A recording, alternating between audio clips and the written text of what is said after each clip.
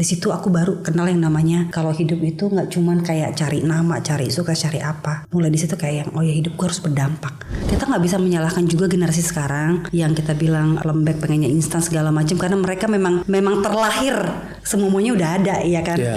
Kalau aku bicara sama Gen Z, ada beberapa yang nggak terima. Tergantung Kak, katanya Gen Z-nya cabang mana dulu? Cabang mana nih? Baru tahu deh cabang mana. Iya, cabang mana dulu? Dan aku mau ya sampai nginep-nginep begitu. Apa aku jagain editing? Gue jagain editing Mas, bayangin dong. Tanya kalau mau cari partner bisnis itu 3C. Jadi lu sangat percaya sama yang namanya delayed gratification. Dalam bekerja, dalam berbisnis harus punya purpose. Tapi ketika lo punya purpose yang kuat sekali, you need to have a clear purpose in your life, itu yang akan membuat kita bertahan.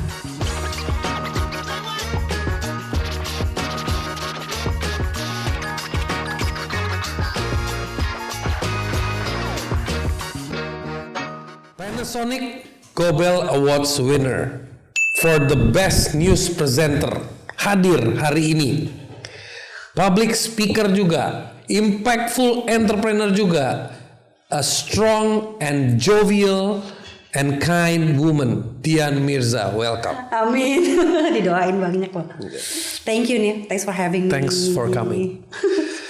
Tell me, kok lu bisa bertahan sekian lama dan journey lu sampai bisa dapat the best news presenter, padahal it was all by accident, not by plan. Iya, bener loh. Jadi tuh gini, gue kan orangnya tipe yang well planned banget, terus well organized banget. Jadi ketika ada sesuatu yang di luar ini schedule gue atau planning gue tuh kayak stres sendiri dan anxious sendiri gitu. Tapi semakin kesini gue semakin percaya bahwa oke, emang manusia tugasnya berusaha. Tuhan punya rencana yang lebih jauh, lebih indah yang pertama-tama mungkin gue gak bisa terima gitu loh. Jadi awalnya itu gue lulus kuliah kepingin banget di consulting company karena lulusannya psikologi kan, pengennya masuk PIO lah gitu-gitu ya, industrial psychology gitu. 2-3 bulan nganggur, padahal gue mikir agak sombong dulu mungkin karena idealis ya, masih 20-an tahun. Kayak kok gak ada yang mau nerima gue sih 3 bulan nganggur di Jakarta gitu kan. Temen-temen gue kayaknya lempar CV cuman gak nyampe 10 udah langsung diterima kerja gitu. Itu privilege-nya jadi seorang cewek? Gak tahu loh. Women has more privilege than men. Iya ya, tapi gue enggak tuh. Kayaknya gue enggak, semua harus diusahakan Mas. Gitu loh, kok masih tadi gue panggil bro ya? Iya bro aja bro. Iya, jadi akhirnya teman gue bilang gini, dari teman ke teman, nah itu gue percaya namanya kekuatan network. Gitu, teman gue bilang, Cak, ini nih ada salah satu TV gitu swasta lagi nyari HR, tapi perusahaannya TV ya, bukan consulting gitu. Ya nggak apa-apa deh, daripada gue nganggur, malu gitu ketemu teman-teman kayak 3 bulan nganggur gitu kan, belum kerja. Ya udah jadi HR di televisi itu, akhirnya kayak setahun setengah. And then disuruh coba jadi news anchor, jadi reporter dulu dari nol nih, jadi nggak langsung baca berita nggak, gitu. What was the step sih? Dari nol itu stepnya apa aja? Reporter dulu, itu pun ada kelasnya junior level. Jadi yang memang kalau di beberapa TV kebijakannya beda-beda nih. Jadi ada yang lo harus 3 tahun dulu di lapangan, baru nanti kita uji coba untuk naik di layar gitu kan. Tapi kalau di gue waktu itu kebetulan memang paralel, jadi kayak cuma gak nyampe setahun di lapangan itu udah diuji coba sambil baca beritanya gitu. Nah awalnya sih kayak ini kerjaan apaan ya gitu, karena 1 tahun setengah kan gue back office, iya kan, ngerekrut orang, ngetrainingin orang, bikin assessment gitu. Iya, karena with your psychological background itu kepake banget gitu. And you were enjoying the job? Enjoy, apalagi namanya training sama recruiting gitu. Kalau assessment kayak satu orang nge-assess 11 halaman laporan gitu, kayak untuk seorang Neil gitu kan. 11 halaman tuh gue mesti dengan 9 matrix gitu kan, kayak dipotret personality-nya gitu, agak berat sih gitu. Nah ya udah, terus tiba-tiba masuk ke news yang dunianya sangat dinamis. Hari ini besok ke liputan misalnya ke bank sampah, minggu depannya besoknya misalnya ke wawancara pejabat, besokannya lagi gue mesti turun ke kaki lima misalnya kayak gitu-gitu sih. Jadi gue belum siap karena itu tadi gue orangnya well plan.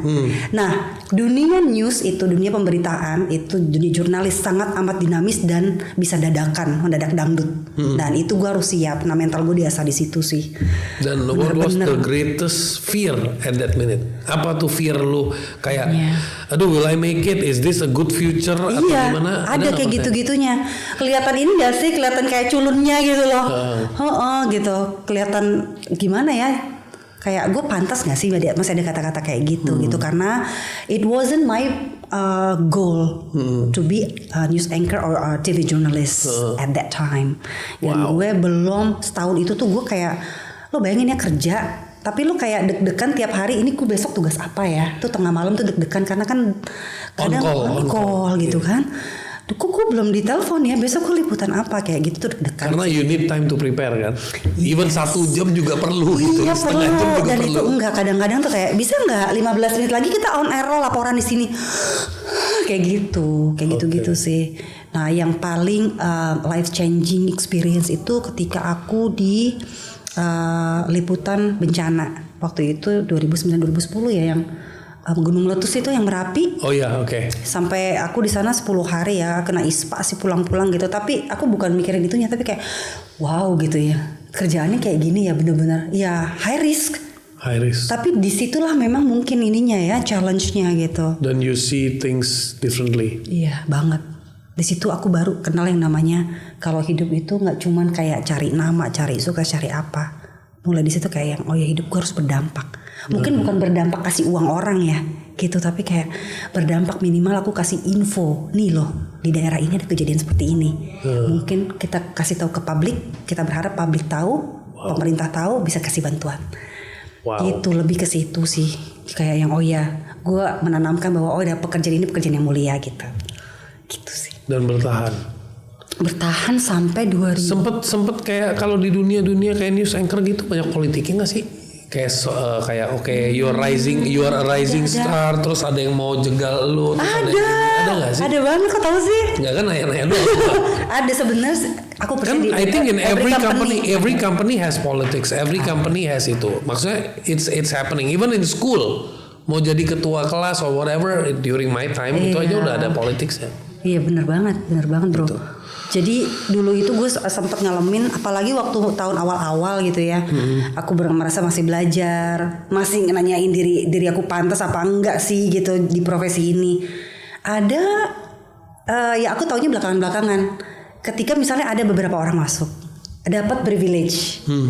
Kok dia bisa dapat privilege kayak gitu? Misalnya sedangkan kita kayak merangkak dari bawah, berdarah-darah dulu, baru bisa naik. Kan kalau tahapnya, kalau di TV jurnalis atau news anchor itu, pertama dia ditaruh di siaran malam dulu. Oke, di siaran malam. Di malam dulu baru pindah ke pagi.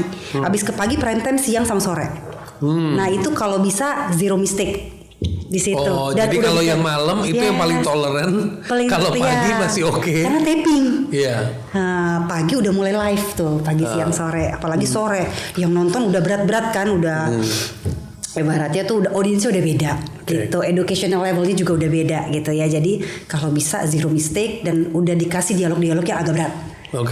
Nah tiba-tiba anak-anak baru nih. Kita yang udah agak ibaratnya merintis 2-3 tahun nih, masih di pagi misalnya gitu ya, atau masih ada beberapa di malam, tiba-tiba masuk ke siang, ke sore, kok bisa? Padahal kita tahu capacity-nya dia kayak apa. Oh iya, karena kelihatan banget lah ya, jam terbang kita, pengalaman kita gitu ya. Karena ya kayak gitu, ya mungkin dia masuk. Tapi as a news anchor atasan itu nggak melulu dari your speaking skill. Mungkin kalau in terms of TV itu ada 2 faktor kan. Your looks and your speaking. Betul nggak sih? Kalau kayak gitu, ya kan? Sama ini apa keinginan untuk belajar. Curiosity-nya tinggi. Harus tinggi baru bisa. Yes, betul. Kita lihat itunya juga gitu loh. Karena visual kan, ya, betul. Karena ada orang cantik, terus kita juga tahu sebenarnya dia pintar, tapi dia males. Agak susah tuh kita tuh. Agak susah ngedrillnya dia. Gitu. Nah balik cerita lagi soal politik itu ada. Ada banget. Jadi misalnya kita tahu dia pengalamannya belum ada, tapi mungkin karena dia masuk lewat jalur privilege. Ya kayak gitu. Jalur ya. Iya ngerti kan? Ordal. Betul, ada ternyata. Dan aku baru belajar, oh iya kayak gitu. Oke, so dari proses itu apa sih yang membuat you menjadi selain menyadari, oh ini pekerjaan yang mulia, ini pekerjaan yang bisa menciptakan dampak, hanya dengan memberikan informasi yang banyak orang tidak tahu, benar kan? Apa yang membuat sosok Dian menjadi pribadi yang lebih tangguh dalam proses itu? Oh, that's really deep. Wow. Menjadi pribadi yang tangguh ya. Yaitu balik lagi. Apapun, aku prinsipnya gini. Apapun pekerjaanku yang dikasih sekarang, apapun bisnisnya misalnya gitu ya. Aku coba lakukan semaksimal mungkin karena aku punya purpose. Okay. Jadi aku bukan tipe yang kayak, aduh ntar dilihat, ntar berhenti di tengah jalan deh gitu. Aku tahu ini berat ketika, aduh kalau ingat-ingat dulu tuh kayak, kok aku bisa bertahan ya gitu dengan adanya politik di dalam, dengan dengan sistem kerja yang gila banget gitu. Kok aku bisa bertahan gitu? Karena apa? Aku punya purpose. Gitu. I wanna make my parents and my family proud of me. Kayak gitu. Itu salah satu. Jadi, driving factor ya. Yes, itu yang membuat aku bertahan terus. Gitu. Terus kalau ngomongin itu dibawa ke generation yang sekarang, itu kan generation sekarang lebih ke strawberries generation yang dipencet dikit langsung katanya ya masuk lembek. And gue sebenarnya masih bingung, are they really strawberry or we are labeling them strawberry? Iya benar. Mungkin kayak ada dua sudut pandang gitu loh. They know what they want. It's just kita lagi maksain mereka untuk ngikutin how we have been brought up. Itu satu angle. Menarik. Angle yang lain, ya ekosistem environment bekerja dengan tekanan politik, tekanan diplomasi, juga multi karakteristik dalam sebuah perusahaan. Itu membuat generation tersebut lebih kayak, apaan sih nih, bukan tempat gue. Jadi bukan striving to grow and adapt, tapi lebih ke pulling back and say that I cannot work, it's toxic and all that. What do you say? Nah, kadang kita menggeneralisasi semua itu juga nggak 100% benar. As a psycholog. Betul. Kita nggak bisa menyalahkan juga generasi sekarang yang kita bilang lembek, pengennya instan segala macam, karena mereka memang terlahir semuanya udah ada, ya kan? Nggak kayak zaman kita dulu gitu. Mau print mesti ke tukang fotokopi segala macam, mau beli apa harus naik sepeda dulu ya. Mau telepon harus ngantri. Iya itu dia. Back in the days. Iya kan. Jadi kayak memang ada tahapan-tahapan mesti kita lakuin gitu loh. Nah emang gak bisa disalahin juga, tapi saya percaya mungkin nggak semuanya ya. Aku nggak tahu berapa persen, tapi kalau aku bicara sama Gen Z, ada beberapa yang nggak terima. Tergantung Kak, katanya Gen Z-nya cabang mana dulu? Cabang mana nih? Baru tahu deh cabang mana. Ini cabang mana dulu? Ada berapa cabang nih? Lo lihat katanya Kak, lo lihat Gen Z-nya itu ini lumayan ini, maksudnya followersnya juga banyak nih. Dia termasuk ketua komunitas gitu Gen Z gitu kan. Lo lihatnya katanya Gen Z yang Jaksel, apa Gen Z yang daerah Indonesia Timur sana. Beda dong daya juangnya, dia ngomong gitu. Lo lihat yang mana dulu? Katanya gitu sih. Benar juga gitu. ya. Jadi kok kayak yang iya juga ya. Sorry nih kalau gue salah bro, gue bilang gitu. Tapi kebanyakan gini-gini. Oh iya, justru mungkin karena mereka sudah Gen Z, Jaksel, Jakut, Jakbar, Jaktim aja udah 4 kubu ya. Iya, lo lihat Gen Z Jabang mana katanya yang lembek. Gue ditantangin kayak gitu. Aku kayak keren. Iya. Mereka lebih berani speak up kali ya. Mungkin dari dulu kita ngerasain yang di lingkungan kerja apa. Kita memang diajarin bukan untuk tidak speak up, tapi kita diajarin untuk nerima. Nggak ada ethics kan, zaman dulu ethics kan. See, hari ini I can talk to you bro sis. Dulu nggak ada.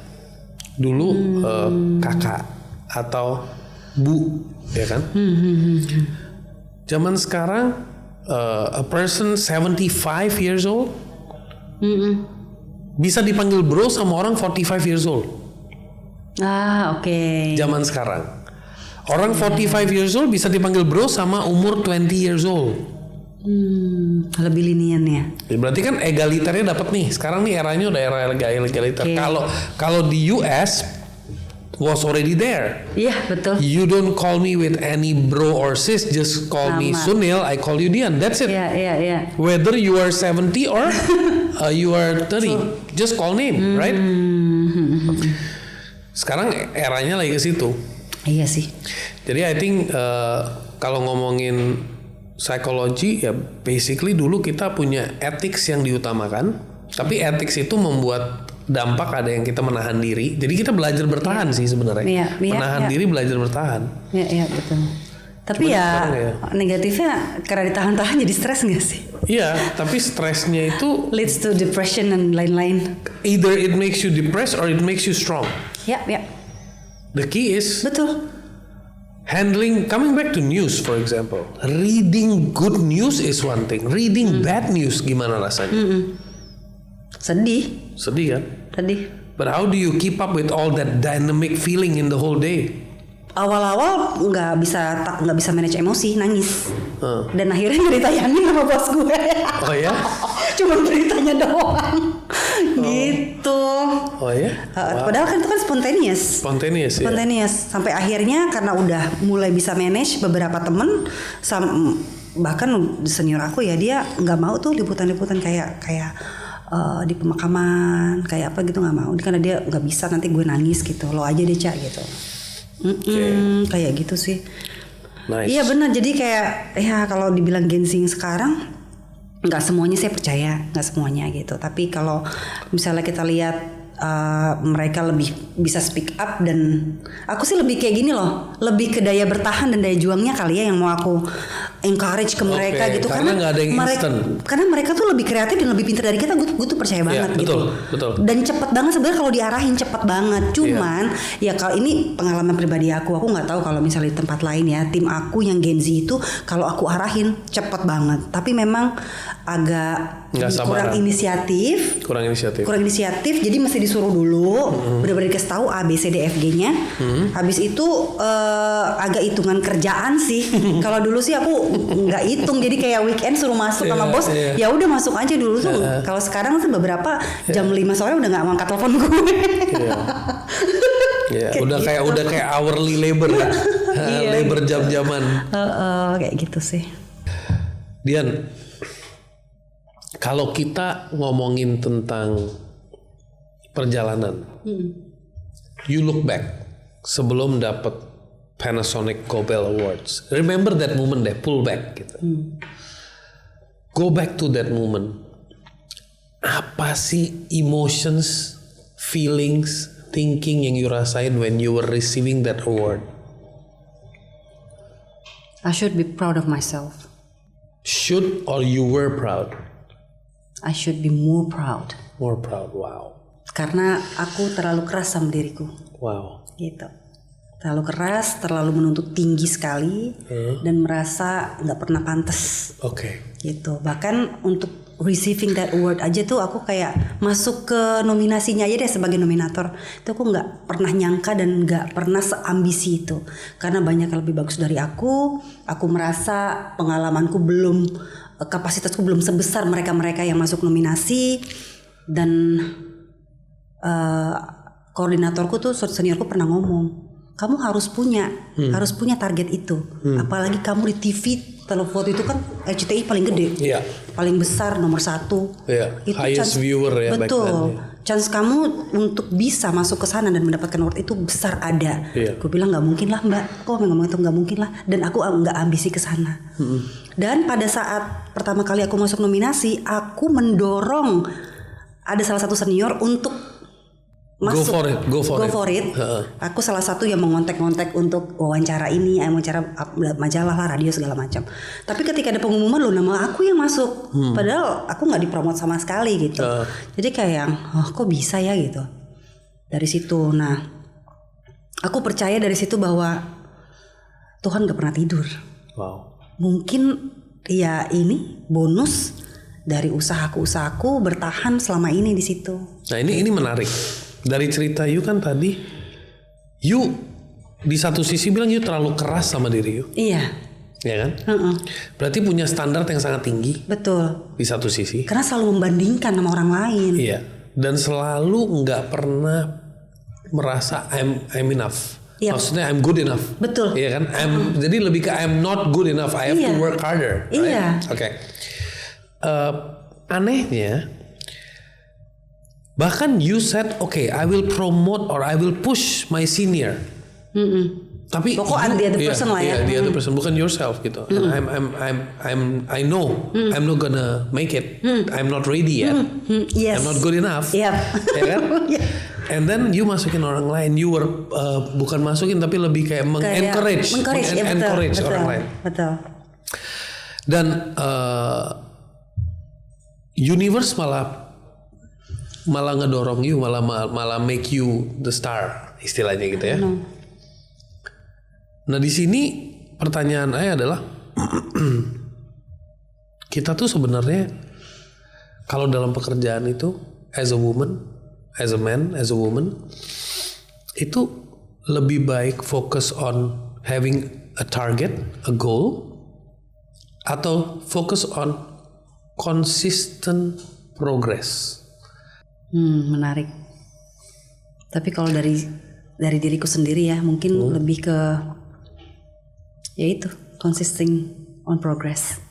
Jadi lebih fokus sama apa ya, self development sama self growth aku sendiri sebagai manusia gitu. Jadi nggak usah ngejar yang namanya. Tapi kan yang namanya waktu dulu ya 10 tahun 7 tahun yang lalu kan belum sampai deep ke sana gitu mikirnya. Yang ada ya udah kerjain yang baik aja, nggak kelihatan bodoh gitu ya. Simple ya. Simple aja targetnya kayak gitu. Terus make my family proud gitu kan. Terus juga nggak ngelakuin kesalahan di kantor, nggak malu-maluin, lebih ke situ sih. Gitu. Itu aja banyak orang nggak ngelewatin loh. Kesadaran itu aja banyak orang nggak ngelewatin. Nggak mikirin gue jangan sampai kelihatan bodoh, nggak kepikiran. Itu aja buat gue suatu kesadaran yang hebat. Takut banget aku kayak gitu. Nah, jadi dari pengalaman anchoring news yang you have to be dynamic, emotionally, physical juga harus fit, because bisa di phone anytime. Iya tuh kok aku juga bingung dulu kok aku kuat banget ya sampai nginep di kantor loh. Nah, you were enjoying dong secara nggak langsung. Tidur di kantor di lantai. Berarti you were enjoying atau you were dedicated? Karena kepingin bagus. Menghasilkan sesuatu yang bagus. Oh, karena kepingin bagus. Jadi aku tuh nggak maksudnya gini, aku nggak ngebandingin ya sama kinerja teman-teman news anchor yang sekarang. Tapi kok dulu aku bisa dan aku mau ya sampai nginep begitu. Apa aku jagain editing, mas, bayangin dong. Wow. Jagain editing sampai pagi supaya itu make sure itu udah selesai berapa menit. Itu yang gue mau, gambar-gambar yang gue mau tuh tayang gitu loh. Dan it's good in your eyes. Iya. Ini udah keren nih buat gue nih. Betul. Jadi besokannya tayang dipotong lagi misalnya sama produser kan durasi gitu ya. Ya agak gondok sih tapi ya at least aku jagain itu editing. You did your best. Jadi betul dari apa ya post pro-nya tuh gue jagain gitu. Sampai nginep padahal nah bisa adalah, aja besok kan bisa aja gue besok masuk siang atau misalnya besok gue libur ngapain lo nginep. Itu karena gue pengen menghasilkan yang bagus. Nah, standarnya. Lu kan sebenarnya bisa aja menyerahkan itu atau mendelegasikan itu ke orang lain. Iya bisa ke produser atau ke asprot yang lagi tugas. Gue nitip nih gambar ini dari menit sekian sampai sekian jangan dihapus, ya kan? Terus kata-kata ini di-cut segala macam enggak. I wanna make sure. Oke. Gambar yang gue bayangin, visual yang gue bayangin, wawancara itu hasilnya tuh seperti itu. Oke. Lu waktu dulu di sekolah, I'm gonna turn you back in your university. You are a type of person yang kalau do your tugas itu you wanna do the best atau ya udah yang penting gue lulus aja. Best sih. Kecuali mata berarti kuliah. Berarti itu kebawa dari.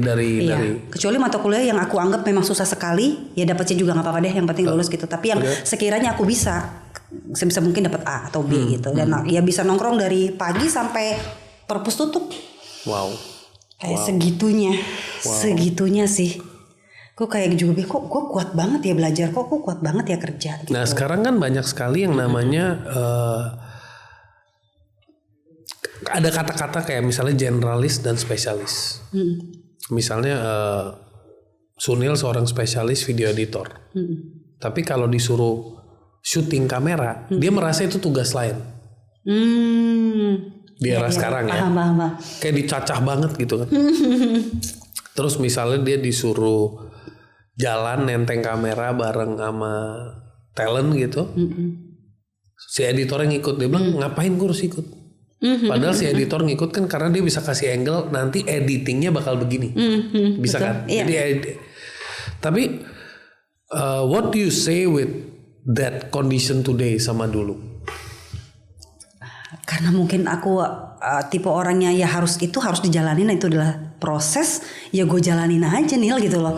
Gue harus nenteng tripod yang segede gaban, lebih gede dari badan gue angkat gitu. Padahal kan kalau ada beberapa yang nolak kan, kayak itu bukan kerjaan gue, ngapain gue angkat tripod. Nah, iya my question is kenapa lu masuk ke kategori itu, dan apa advice lu buat orang-orang yang menolak, dan apa manfaatnya? Apa yang lu ngelakuin tuh sebenarnya ngebebanin diri lu, tambah-tambahin kerjaan buat lu yang gak jelas, atau sebenarnya hari ini lu bilang no, what I did made me a very strong and confident person, I can do many things. Itu. Yang mana? That's the second one.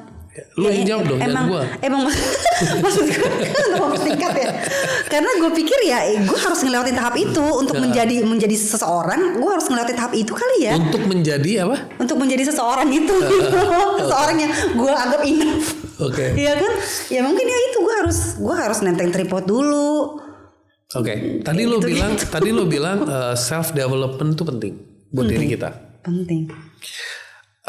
Dampak apa yang lo rasakan yang konkret? Dalam banget nih pertanyaannya. Psikolog dia apa gue nih?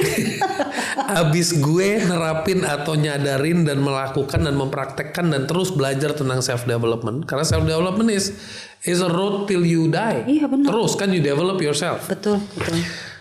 Apa sih yang bikin lo merasa, nah ini nih hari ini gue bisa begini karena apa? Hari ini gue bisa lebih menerima Dian Mirza dengan segala kekurangan dan kelebihannya dibandingkan Dian Mirza yang dulu. Oke, salah satunya aku itu. Aku gak akan bisa terima kekuranganku kalau yang dulu, gak bisa. Kekuranganku itu harus pelan-pelan aku tutupi. Jadi ibaratnya di kekurangan nih, centang-centang. Denialnya kenceng dong berarti itu. Iya, denial apa? Iya kan gak bisa, iya denial, makanya ditutupin kan. Iya, nah itu kalau bisa tadinya misalnya di cross, aku centang, jadi udah accept. Kalau enggak aku yang tadinya kosong itu aku isi. Kekurangan itu aku isi supaya nggak kosong. Iya. Parah banget kan. Jadi tadinya denial, sekarang bahkan ada spot yang ada kekurangan. Kayaknya gue bukan orang sempurna deh. Ya udah. Gitu. Sekarang kayak gitu ya udah. Kayaknya what makes me humble gitu ya, bukan cuman karena umur, tapi karena pengalaman hidup ya. Karena ya pernah berjuang dalam karir, terus dalam relationship, dalam keluarga, terus juga COVID sih. Yeah. COVID change a lot of people's life ya. COVID change a lot of people's life. What is your moment of downtime? Maksudnya kayak you felt worthless, you felt useless, or you felt fear, or you felt You're so deep, man. Thank you loh. Wow, ini sih podcast ini ya, life about life. It's a school of life. Iya. Yeah. Down banget ya. Aduh banyak nih, yang mana nih? Ya paling down aja lah. Kalau banyak pilih salah satu gampang kayak tinggal buka laci pilih yang ini. Dari mulai waktu itu perjuangan aku dan suami bisa sama-sama, terus akhirnya bisa bangun bisnis bareng. Pas lagi ini mau punya anak bisnisnya drop, kayak gitu-gitu sih. Padahal udah banyak yang kita korbanin. Misalnya aku mesti back off dari karir aku, ya kan, karena ngebantu dia dari nol kan. Namanya kalau pasangan kan mulai bisnis kan 3 tahun pertama berdarah-darah dulu. Terus gue liat kayak kalau dia sendiri kayaknya nggak bisa deh nih gitu kan. Gue juga harus bantu gitu karena tim udah mulai berkembang, kita harus mulai bagi tugas segala macem gitu. Gimana lu sama suami lu bisa mengkomunikasikan kita akan bisnis bareng-bareng? Kan ada yang tipe orang yang nggak bisa kerja sama Karena kita punya tujuan sama. Oke. Kita punya visi sama, goalnya sama gitu. Jadi yang mempertemukan kalian berdua menjadi pasangan adalah visi. Visi. Oke. Visi. Bukan saling suka ya, suka visinya. Gitu. Kita visinya. Oke. Pertama chemistry dulu kali Oh, ya, ya gitu ya kan ya. kita kan kalau katanya kalau mau cari partner bisnis itu 3C, ya kan chemistry, character sama 3 capability kan. Oke. Gitu kan. Ya cari pasangan hidup juga ya hampir mirip lah gitu kan, chemistry-nya dulu, selama lama ngobrol-ngobrol ya kan tujuan hidup lo apa nih ya kan. Kayak Karakternya gitu. gimana, capability gimana. Iya. Tuh buat yang masih jomblo 3C ya kan. 3C. Jangan lo fokus cuan ceng li cincai, Iya. tapi Itu juga nggak salah sih ya. nggak salah, tapi fokusnya diganti ke chemistry, character, and capability. Bagus itu. Gitu. Terus yang paling down banget itu yang terakhir itu, pas udah punya anak lah kenapa bisnis gua drop ya, Tuhan cobaan apa lagi nih gitu.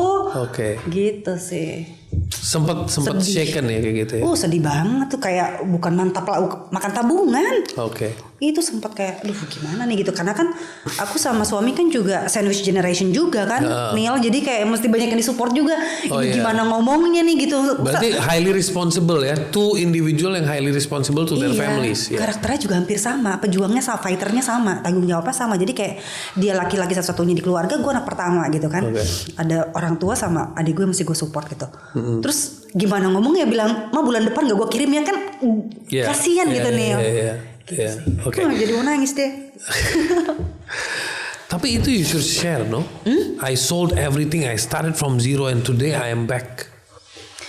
Ya itu pas COVID pasti ya banyak orang sih yang mengalami dan ngalamin life changing yang kayak lo bilang gitu. Buat gue sih COVID itu bener-bener memberikan gue pelajaran sangat berharga. Gak cuma dari sisi financial, tapi juga relationship in family, with friends gitu kan.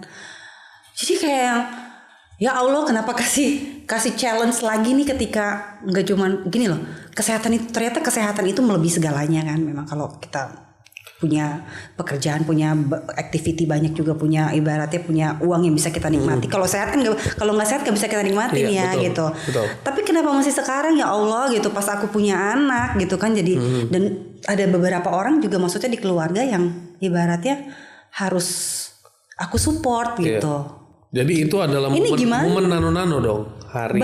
Jadi pas lo bahagia juga. Bahagia juga ya. Oke. Tapi iya bener nano-nano banget itu.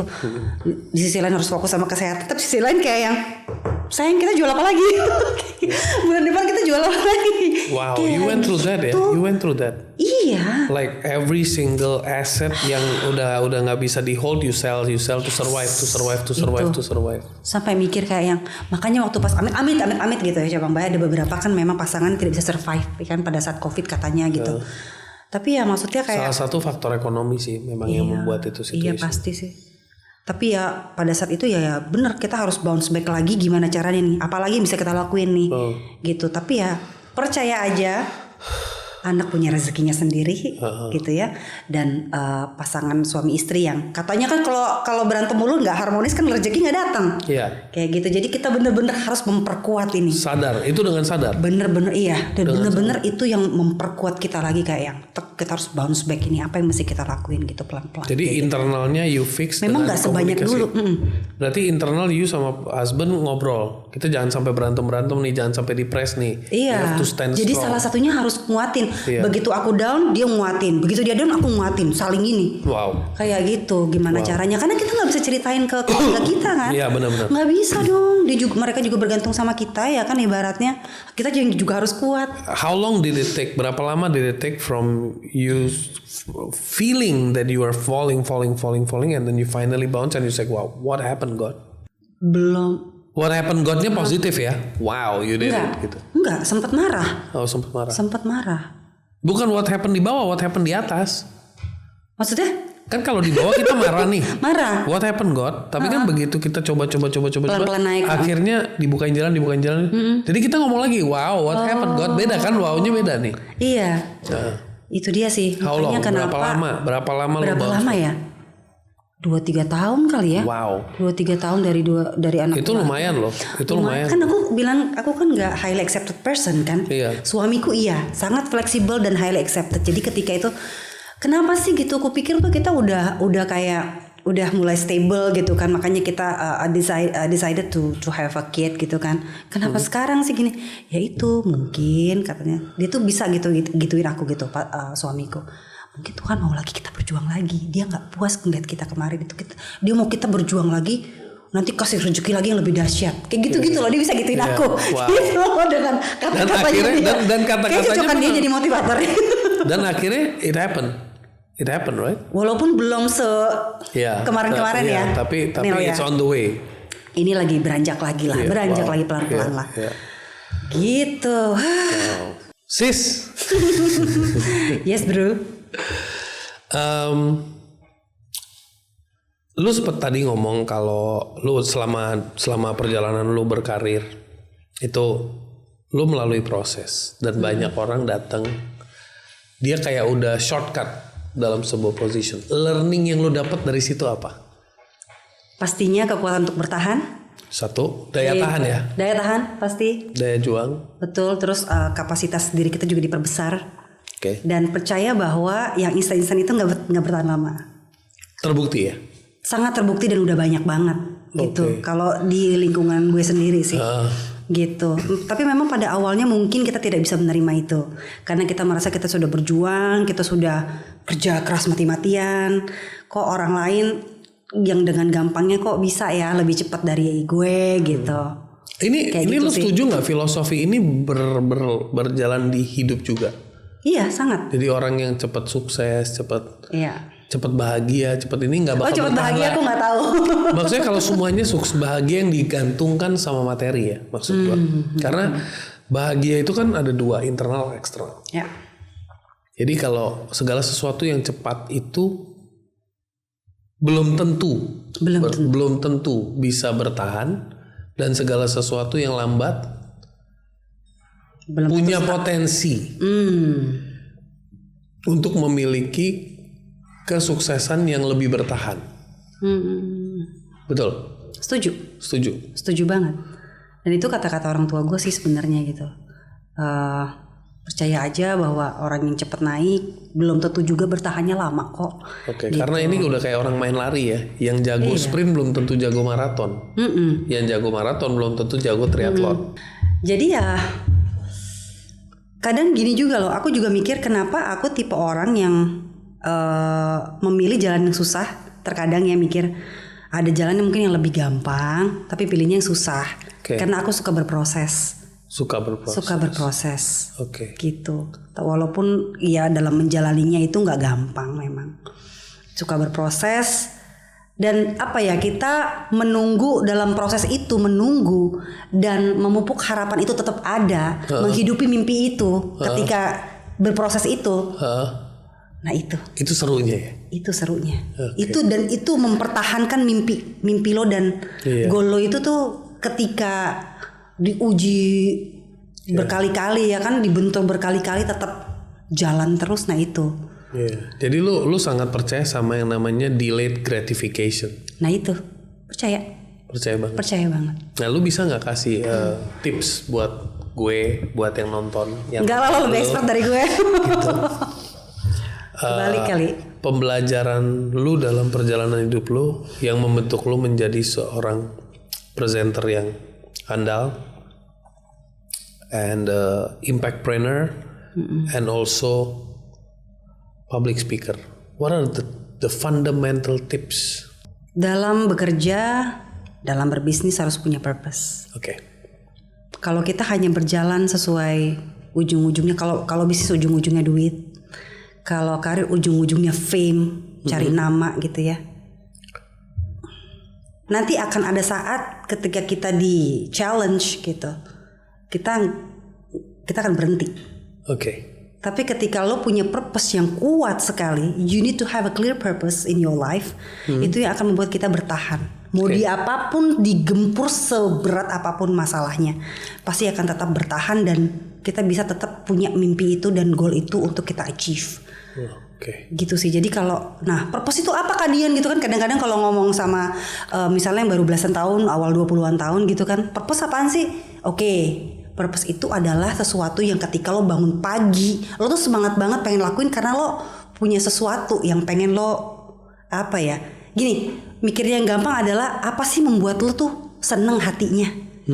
Ke situ aja dulu, apa yang membuat kamu tuh seneng hatinya? Oh, aku seneng ketika kalau aku, misal nih, aku seneng kalau ketika aku buat mama papaku ketawa misalnya, happy gitu. Nah, misalnya dengan apa? Dengan nilai yang bagus, ya kan? Dengan karir yang bagus, misalnya gitu, membuat mereka bangga. Itu membuat aku juga fulfilled gitu, feel content gitu kan. Nah, tujuan itu ditetapkan dulu dalam diri kita. Kalau belum nemu purpose-nya, sambil berjalan aja mungkin bisa sambil berjalan. Tapi kalau belum nemu purpose-nya memang agak susah kita nanti bertahan di dalam pekerjaan dan bisnis itu sih. Terus kalau orang mau nyari purpose, lebih baik ke daerah mana? Jakarta Barat, Timur, Utara, Jakarta Selatan. Toilet. Merenung. Cari ilham mungkin kalau mau cari purpose belok ke sini masuk gang ini gitu kan. Mungkin Kanil bisa membahasakan lebih membumi lagi purpose itu apa. Goal kali ya dalam hidup, goal. Jadi apa yang bikin lo hidup ya? Iya, goal misalnya punya bisnis atau misalnya lo dagang apa. Oke, goal gue misalnya sebulan misalnya dapat 500 juta atau 100 juta gitu. Nah, itu goalnya purpose-nya apa? 100 juta itu, angka itu buat lo itu 3 digit ini tuh untuk apa?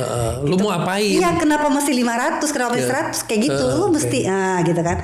Tapi ketika orang yang misalnya nggak kuat purpose-nya, udah. Jadi kalau purpose-nya gue pengen punya 500 juta sebulan kali setahun, kali 2 tahun karena gue buat nyicil Lamborghini gitu. Ya nggak tahu, mungkin itu ininya dia karena dia udah punya semuanya, cuman itu yang dia belum punya. Jadi itu juga boleh. Itu boleh dijadiin purpose. Boleh-boleh aja sih. Bukannya itu purpose yang tapi bisa berhenti juga nanti. Bisa berhenti. Nah, karena Lamborghini buat siapa kali ya? Buat apa gitu ya? Buat apa? Biar lu kelihatan keren gitu ya. Kelihatan keren tuh nggak kuat. Nggak kuat. Jadi jangan kelihatan tapi jadi keren. Jangan kelihatan keren, jadi keren. Mungkin bisa. Kan banyak orang terlihat sukses sama jadi sukses dua hal yang berbeda. Iya, terlihat kaya sama kaya beneran, iya benar. Iya kan? Oke, jadi teman-teman, mudah-mudahan cukup ya. kesimpulannya adalah meskipun Dian seorang presenter, tetap dia percaya jangan terjebak sama terlihat. Jadilah, jangan terlihat tapi jadilah. See you big thinkers, may you all be successful. God bless you. Yeah.